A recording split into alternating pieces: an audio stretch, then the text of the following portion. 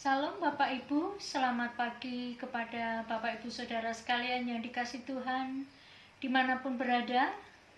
Yang sudah siap, mari kita akan mulai ibadah kita pada pagi hari ini Bapak Ibu. Dan sebelumnya tentu kita akan awali dengan doa kepada Tuhan dalam peribadatan kita pada pagi hari ini. Mari kita mempersiapkan diri kita dan kita akan masuk dalam doa. Saya akan memimpin doa untuk ibadah kita pagi hari ini. Segala puji dan syukur kami naikkan kepadamu Tuhan. Karena kebaikan-Mu, karena kemurahan-Mu kami ada pada pagi hari ini. Kami akan datang dalam ibadah ini menghampiri bait-Mu yang kudus, untuk menaikkan pujian, hormat, dan syukur, serta mendengarkan firman-Mu. Kami meyakini saat kami memanggil nama-Mu, Engkau boleh berkenan hadir di tengah-tengah kami, di setiap rumah-rumah kami, untuk kami datang mempersiapkan diri kami dalam peribadatan pada saat ini ya Tuhan. Mari Roh Kudus bimbinglah kami, dan jamah kami serta lawati kami semua dari awal sampai pertengahan sampai kepada akhirnya ibadah kami selesai dan karya Tuhan dikerjakan dalam kehidupan kami Tuhan. Kami meyakini Tuhan, Engkau Allah yang memberkati, Engkau Allah yang mengasihi dan menyertai kami. Kami akan memulaikan ibadah kami ini ya Tuhan lewat aplikasi Zoom ini di rumah kami masing-masing, bahkan kepada Bapak Ibu Saudara seiman dimanapun berada lewat channel YouTube. Biarlah kami sama-sama dipersatukan di tengah-tengah hadirat Tuhan pada siang hari ini. Terpujilah nama-Mu Bapa. Kami akan mulaikan ibadah kami hanya di dalam nama Tuhan Yesus Kristus. Haleluya. Amin. Bapak Ibu Saudara yang dikasihi Tuhan, pada pagi hari ini kita akan membahas satu firman Allah, satu ayat yang akan kita baca di dalam kitab Mika. Saya ulang, kitab Mika ayat yang ke-6, pasal yang ke-6, ayat ke-8. Nanti Bapak Ibu Saudara sekalian baca dari ayat 1 sampai selesai. Tetapi pada siang hari ini kita akan membaca bersama-sama pada ayat yang ke-8. Firman Allah kita beri tema, ibadah adalah perjumpaan dengan Tuhan. Mari kita baca ayat firman Allah.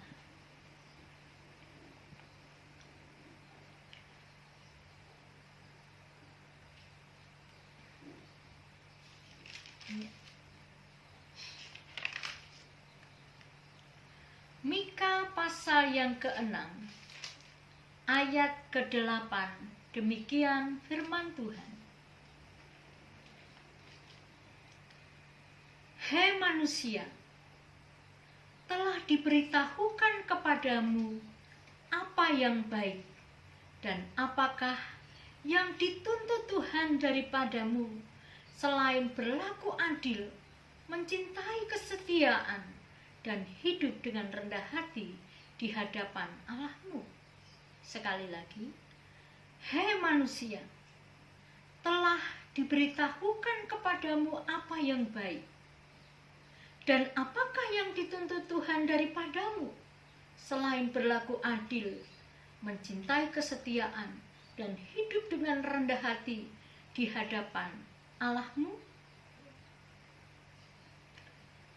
Bapak Ibu Saudara yang dikasihi Tuhan dimanapun berada, firman Allah yang kita baca pada hari ini adalah berbicara tentang teguran Tuhan kepada umat Yehuda, karena umat Israel telah dibawa kepada pembuangan. Nabi Mika disuruh Tuhan untuk berbicara kepada orang Yehuda bahwa jika mereka mereka tidak bertobat, maka Allah pun akan mendatangkan satu kesulitan, bahkan satu hukuman yang akan diberikan kepada suku Yehuda ini, Bapak. Mengapa demikian? Dalam ayat-ayat ini kalau Bapak Ibu membaca adalah tentang bagaimana seharusnya orang beribadah dan menghampiri Allah sehingga Allah berkenan ditemui dan Allah berkenan hadir di dalam setiap ibadah yang dilakukan oleh umat Tuhan. Hidup beribadah atau hidup menyembah kepada Tuhan adalah sesuatu yang tidak bisa dipisahkan dari kehidupan kita sehari-hari sebagai orang yang percaya kepada Tuhan, atau dapat dikatakan orang yang agamis, orang yang agamawi, atau orang yang religius, atau orang yang beriman. Hal ini tidak bisa dipisahkan dari kehidupan kita sebagai umat Tuhan. Kita sangat senang bila di dalam keluarga atau di dalam Bapak Ibu rumah tangga semua sama-sama bisa beribadah kepada Tuhan seperti saat ini, Bapak Ibu. Tetapi yang menjadi pertanyaan adalah ibadah yang berkenan kepada Tuhan adalah ibadah yang mampu menghampiri Tuhan dan menghadirkan Tuhan di tengah-tengah ibadah kita itu sendiri. Nabi Mika dalam nubuatnya ini ditujukan kepada penduduk Yehuda karena mereka, Bapak Ibu, hidup dalam perilaku atau tingkah laku dikatakan secara jasmani, secara rohani mereka adalah orang yang beragama atau orang yang religius. Akan tetapi Nabi Mika menegur mereka. Allah berfirman supaya Mika menyampaikan berita teguran ini kepada penduduk Yehuda. Karena Allah melihat bahwa perilaku dan tingkah laku kehidupan mereka dalam bidang sosial, dalam bidang religius, tidak menunjukkan kehidupan sebagai umat Tuhan. Secara manusia mereka beribadah dengan peraturan-peraturan hukum agama yang ada, dengan peraturan-peraturan ibadah yang ada. Di sisi lain, hal itu hanya merupakan suatu rutinitas, bukan satu penyembahan kepada Tuhan. Hal itu ditunjukkan dalam kehidupan sosial mereka, dalam hidup mereka, dalam religius mereka, Bapak Ibu. Adanya satu penindasan-penindasan yang terjadi di negeri Yehuda, di mana para tokoh-tokoh, para pemimpin-pemimpin, para pejabat-pejabat pemerintah, mereka hidup di dalam ketidakjujuran. Para pejabat hidup dalam ketidakjujuran. Mereka menindas orang-orang yang lemah, orang-orang yang papa, orang-orang yang miskin. Mereka berlaku tidak adil. Bahkan nabi dan imam-imam pada waktu itu menjalankan peribadatan dengan satu keyakinan yang menipu atau satu keyakinan palsu, yaitu mereka berkata dan berkeyakinan bahwa Tuhan pasti melindungi, Tuhan pasti menjagai atas bencana, atas kesusahan yang akan menimpa penduduk Yehuda. Waktu firman ini disampaikan kepada penduduk Yehuda, nabi-nabi palsu, imam-imam pada waktu itu berkata bahwa dengan kamu melakukan hukum-hukum agama, peraturan-peraturan agama ini, pasti kamu akan dilindungi, dilepaskan dari hukuman. Kamu akan diberkati, kamu akan dijagai dan dilepaskan oleh Tuhan dari setiap malapetaka yang akan menimpa negeri Yerusalem. Bapak, Ibu, Saudara yang dikasihi Tuhan, Allah mengamati kehidupan penduduk ini, Bapak Ibu, bahwa Mika di dalam pasal 1, Mika pasal 2, Bapak Ibu, memang secara keagamaan mereka hidup di dalam peraturan-peraturan keagamaan yang begitu ketat, dengan pengorbanan-pengorbanan yang begitu teliti. Tetapi mereka melalaikan satu hubungan sosial di dalam hidup mereka, atau satu hubungan dengan Tuhan dan dengan umat manusia atau masyarakat pada umumnya pada waktu itu. Mereka melupakan bahwa kehidupan beribadah dan menyembah itu bukan hanya saat mengikuti peraturan-peraturan keagamaan saja, tetapi Allah ingin bahwa satu ibadah atau penyembahan adalah jalinan hubungan antara manusia dengan Tuhan dan manusia dengan sesamanya. Hal itu tidak terjadi kepada umat Tuhan di Yehuda ini dengan adanya penindasan-penindasan dan ketidakadilan, ketidaksetiaan di dalam kehidupan kemasyarakatan, baik dari segi pemerintahan, dari segi imam dan pemimpin-pemimpin, pejabat-pejabat petinggi negara pada waktu itu. Allah berkata lewat Nabi Mika, jika engkau tidak bertobat dari cara hidup ibadah penyembahanmu itu, yang hanya merupakan satu rutinitas atau aturan saja, tetapi mengabaikan pengejauhan tahan hidup kerohanian kepada hidup sehari-hari, maka mau tidak mau Allah akan menghukum kepada mereka sekalian. Bapak Ibu, Saudara yang dikasihi Tuhan, dengan adanya ibadah di rumah saja, ini kita menjadi satu perenungan bagi kita bersama. Apakah ibadah-ibadah yang kita lakukan di dalam gereja sebelum COVID ini adalah ibadah-ibadah yang menyenangkan Tuhan, ibadah yang menjadi satu penyembahan yang menghadirkan Tuhan di tengah-tengah ibadah kita? Saat ibadah kita hanya satu rutinitas di dalam satu gedung gereja, tanpa ada satu praktek hidup yang nyata sebagai umat agamawis atau umat Tuhan, maka ibadah itu hanya satu rutinitas bagi umat saja, tetapi tidak terjalin satu hubungan yang diharapkan Tuhan, yaitu hubungan sosial baik kepada Tuhan maupun kepada sesama manusia. Mika memberi peringatan, jika tidak bertobat mereka juga akan runtuh seperti Israel yang dibawa kepada tawanan di Babel. Janganlah Yehuda menipu diri sendiri dengan berlindung di balik agama. Mika menekankan, hei umat Yehuda, jangan kamu menipu dirimu sendiri bahwa engkau berpikir dengan berlindung kepada agamawi, kepada peraturan-peraturan hukum dan korban pada waktu itu, maka mereka menyangka bahwa itu semua akan meredakan amarah Tuhan terhadap negeri Yehuda pada waktu itu.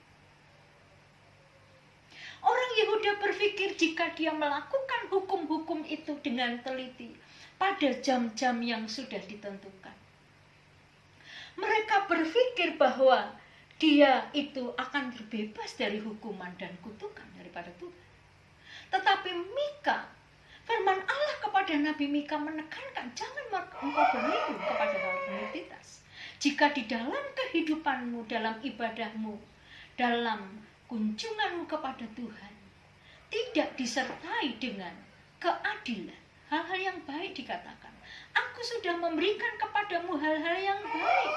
Apakah ada hal yang lain selain aku meminta kepadamu saat engkau beribadah, saat engkau menjumpai Tuhan? Hendaklah engkau penuh dengan keadilan, kesetiaan, dan juga kerendahan hati. Ibadah tanpa disertai hal ini, Bapak Ibu, maka dapat dikatakan itu hanya satu rutinitas agamawi yang kebanyakan orang berlindung atas nama agama dan merasa terbebas daripada segala sesuatu yang terjadi yang akan didatangkan Tuhan kepada dunia ini. Mika, Bapak Ibu, mengatakan bahwa kunci hidup untuk diberkati, kunci hidup untuk berkemenangan, kunci hidup untuk dibentengi dari segala mara bahaya tidak dapat diukur dengan cara-cara rutinitas ibadah-ibadah yang dilakukan.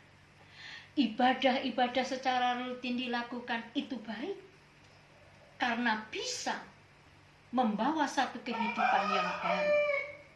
Tetapi jika ibadah itu hanya sebagai sesuatu yang jasmaniah saja, maka hal itu adalah ibadah yang kosong tanpa kehadiran Tuhan dalam ibadah-ibadah secara pribadi atau ibadah-ibadah secara umum. Bahkan ibadah kita tidak akan menjadi ibadah yang sejati, ibadah yang menjadi penyembahan kepada Tuhan.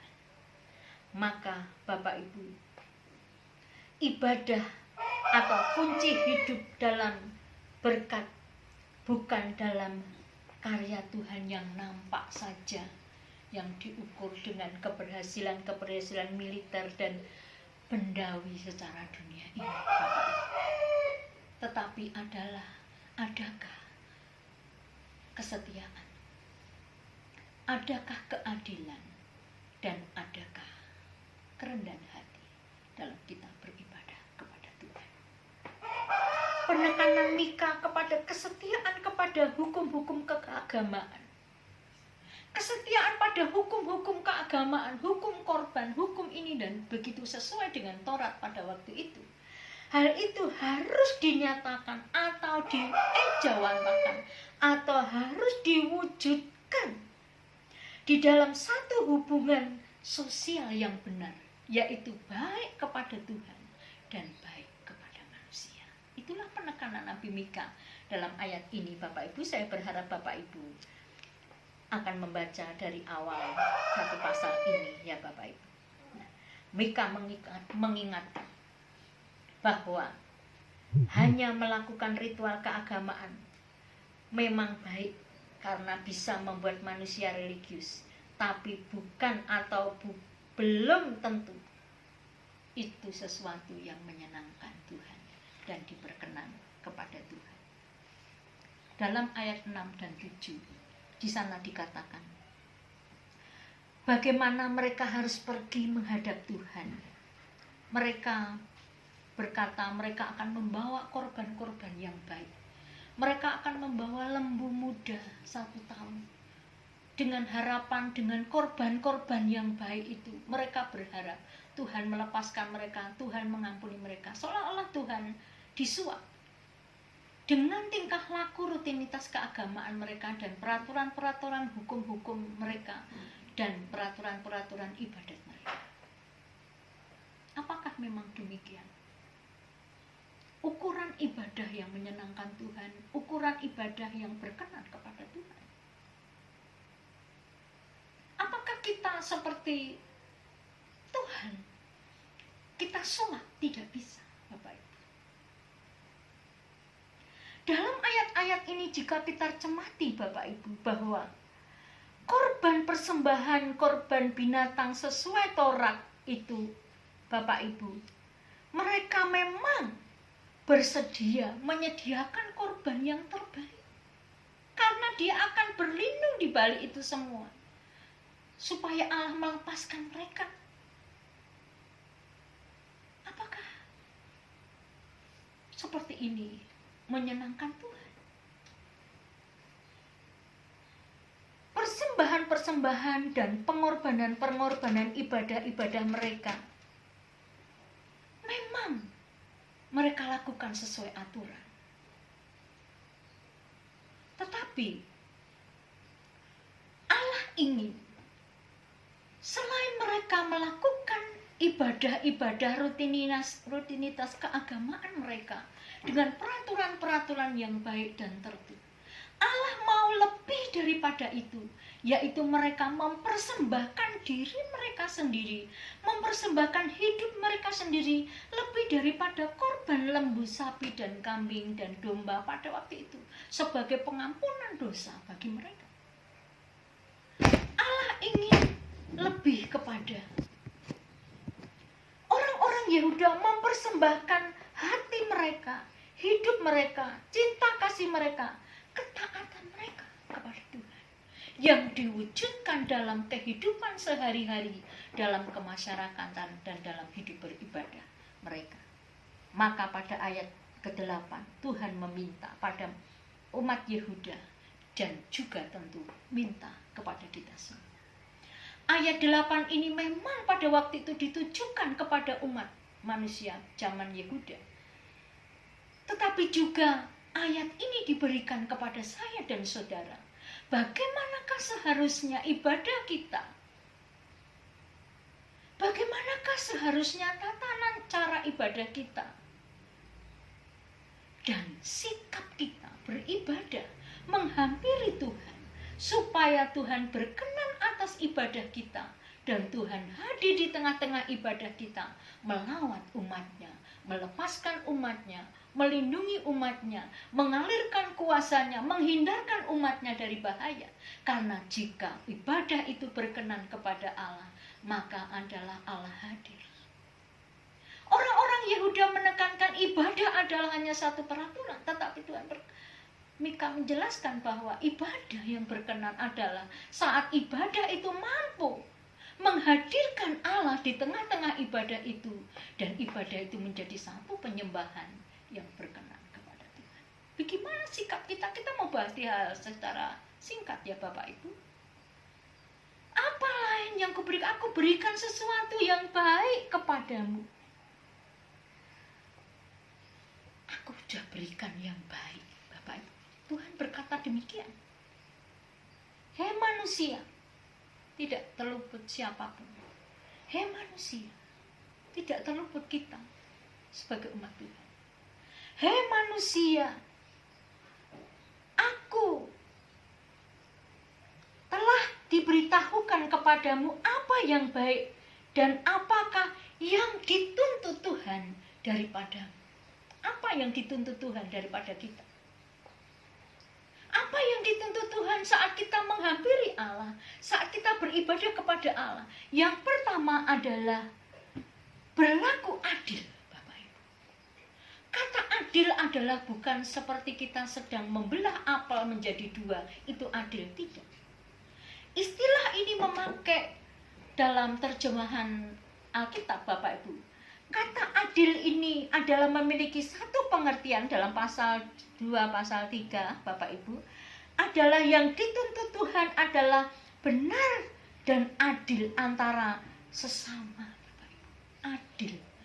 Apa yang harus kita lakukan dalam adil ini adalah memberi apa yang seharusnya. Memberi apa yang sepantasnya kita beri. Baik kepada Tuhan, baik kepada sesama, baik kepada pemerintah.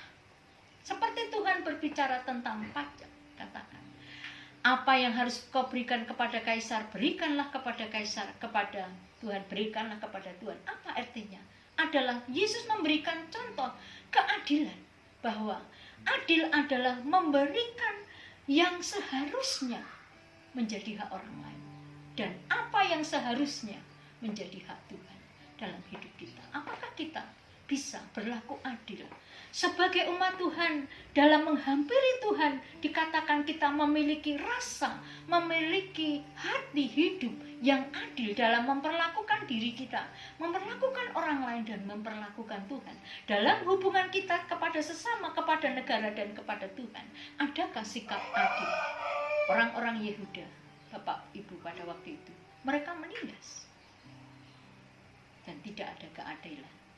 Maka tidak dapat dikatakan bahwa mereka umat yang agamawi. Yang kedua, Bapak Ibu, adalah kesetiaan. Kesetiaan. Jika engkau menghampiri Tuhan, jika engkau akan beribadah, akan melakukan korban-korban bakaran, korban-korban sembelihan, hendaklah di dalam hatimu ada kesetiaan. Dalam terjemahan asli, ayat ini menjelaskan kepada kita Bapak Ibu, kesetiaan adalah menunjuk kepada sikap hidup, perilaku saya dan saudara sebagai umat Tuhan. Perilaku hidup saya sebagai anak-anak Tuhan adalah perilaku yang baik, perilaku yang lemah lembut, dan perilaku yang benar, yang sesuai dengan firman Tuhan. Adakah saat kita menghampiri Tuhan, ada kesetiaan itu di dalam hidup kita? Yang terakhir, Bapak Ibu,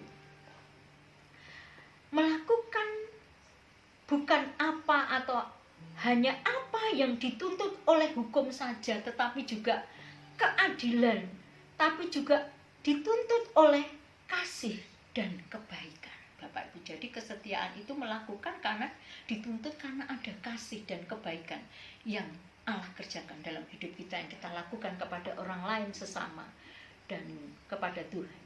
Kesetiaan adalah berarti kita mau memenuhi tanggung jawab yang ada. Memenuhi kesetiaan adalah memenuhi setiap tanggung jawab yang ada di dalam kita, baik sebagai umat Tuhan, sebagai keluarga, baik kita sebagai warga negara atau kita sebagai umat Tuhan, Bapak Ibu. Kita dikatakan setia jika kita mampu memenuhi tanggung jawab ini dalam hidup kita, Bapak Ibu. Walaupun mungkin tidak ada hukum yang mengaturnya, tetapi hukum kasih daripada Tuhan yang mengaturnya sekalian, Bapak Ibu. Yang ketiga adalah rendah hati. Apa yang kuberikan kepadamu?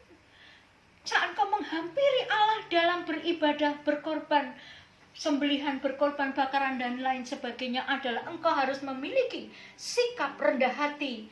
Arti kata dari ini adalah dalam menghadap Tuhan ada sikap rendah hati, karena jalan menuju Tuhan akan terbuka. Bukan karena korban-korban kita, bukan karena kebaikan-kebaikan saja Bapak Ibu yang secara harafiah saja, tetapi jalan menuju Tuhan akan terbuka bukan hanya oleh korban-korban, tetapi oleh Tuhan sendiri atau oleh kasih karunia Allah itu sendiri. Oleh sebab itu diperlukan satu kerendahan hati, sehingga jalan kepada Tuhan, jalan menuju ibadah, jalan menuju menghampiri Tuhan akan senantiasa terbuka bagi kehidupan kita. Ibadah kita berkenan kepada Tuhan, ibadah kita menyenangkan, menjadi satu penyembahan saat ibadah kita disertai dengan keadilan, kesetiaan, dan kerendahan hati yang kita wujudkan dalam satu hubungan kepada Allah, kepada sesama manusia, kepada diri sendiri, dan juga kepada bangsa dan negara ini. Bapak, Ibu, Saudara yang dikasihi Tuhan, kehadiran Tuhan tidak bisa diukur. Banyaknya orang beribadah, sedikitnya orang beribadah. Ramainya beribadah, sepinya beribadah, tidak bisa diukur. Tuhan berkata, kita adalah gereja Tuhan, kita adalah rumah Tuhan. Saat di dalam diri kita beribadah, saat kita punya keadilan, saat kita punya kesetiaan dan kerendahan hati, maka ibadah kita adalah ibadah yang menghadirkan Tuhan, dan Tuhan berkenan atas kehidupan kita sekalian. Kiranya siang hari ini Bapak Ibu, saya dan saudara diingatkan, biarlah ibadah-ibadah yang kita lakukan, penyembahan-penyembahan yang kita lakukan, penyembahan yang benar-benar dipersiapkan, dan penyembahan-penyembahan, ibadah-ibadah yang berkenan kepada Tuhan, yang menghadirkan Tuhan di tengah-tengah hidup kita sekalian. Kiranya Tuhan memberkati Bapak Ibu semua. Mari kita sama-sama berdoa kepada Tuhan. Kiranya Tuhan selalu hadir dan melawat kita saat kita beribadah, menyembah, baik di rumah, baik di gereja, baik dimanapun berada. Tuhan memberkati. Kita akan menyanyikan satu pujian sebelum kita tutup dalam doa. ku menyembah dalam kudus hadirat-Mu.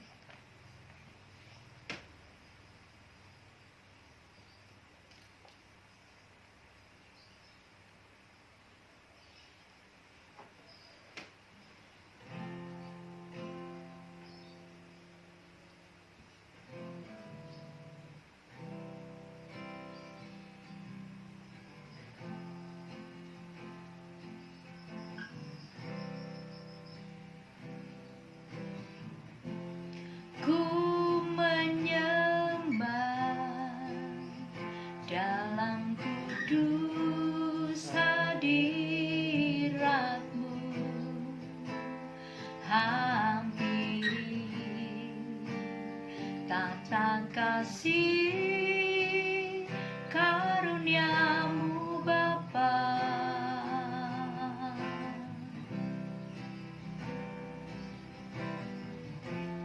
Kekuatanku hanya dalam hadirat-Mu, Yesusku, hanya Kaulah segalanya.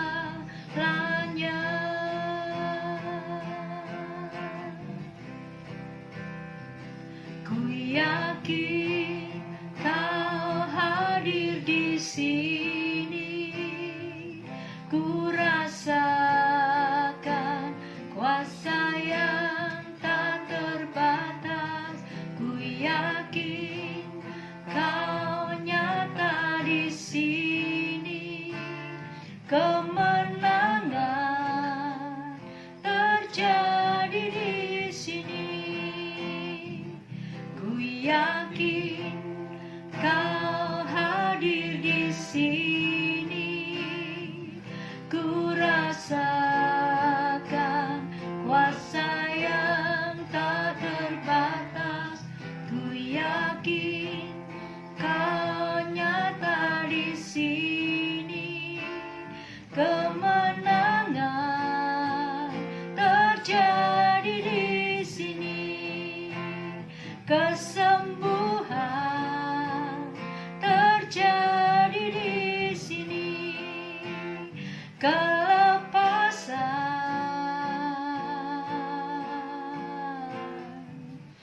terjadi di sini. Segala puji dan syukur kami naikkan kepadamu Tuhan, buat firman-Mu yang Kau berikan kepada kami, keluarga hamba-Mu, juga seluruh umat-Mu, bahkan Bapak Ibu Saudara dimanapun berada pada siang hari ini. Biarlah firman-Mu mengingatkan kepada kami bagaimana seharusnya kami menghampiri-Mu dengan sikap yang benar.